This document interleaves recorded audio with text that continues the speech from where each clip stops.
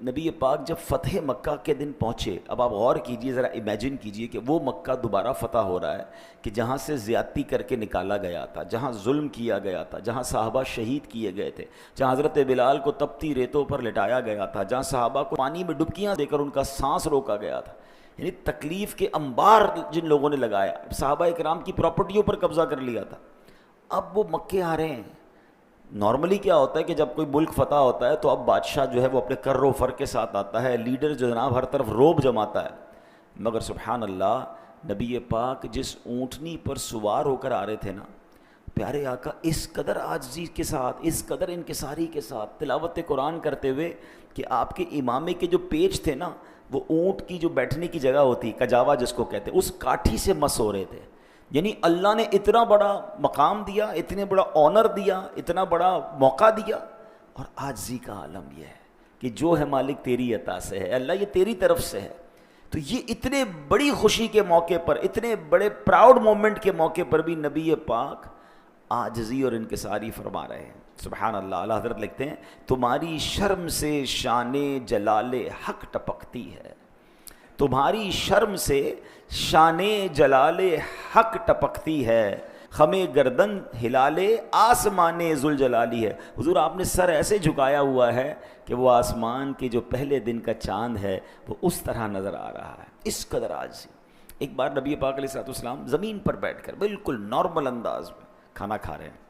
تو کسی نے پوچھا کہ یا رسول اللہ علیہ الصلوۃ والسلام آپ یوں تشریف فرمائیں، بالکل زمین پر بیٹھے لوگوں کے ساتھ۔ تو نبی پاک نے فرمایا میں بندہ ہوں اور بندوں کی طرح ہی بیٹھ کر کھانا کھاتا ہوں۔ آپ غور کریں، اللہ کے حبیب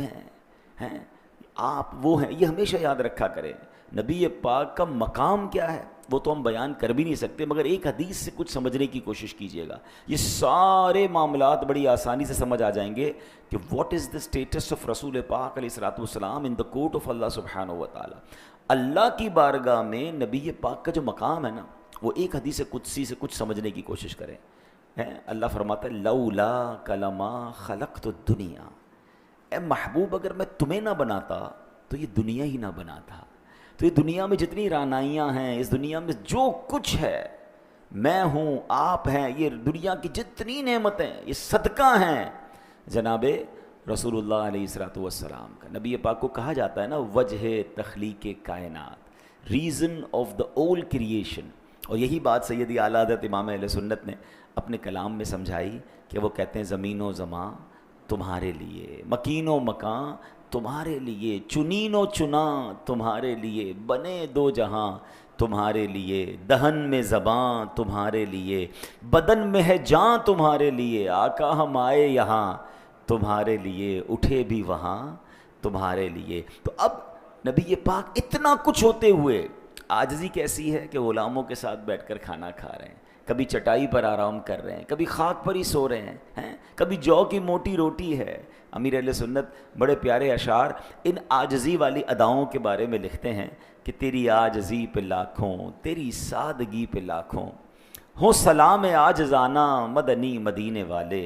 ہے چٹائی کا بچھونا کبھی خاک ہی پہ سونا، کبھی ہاتھ کا سرہانا مدنی مدینے والے، کبھی جو کی موٹی روٹی تو کبھی کھجور پانی، تیرا ایسا سادہ کھانا مدنی مدینے والے۔ تو یہاں ایک اور بات بھی سیکھنے کو مل رہی ہے کہ سادگی جو ہے یہ سنت ہے، تکبر، پراؤڈ، گھمنڈ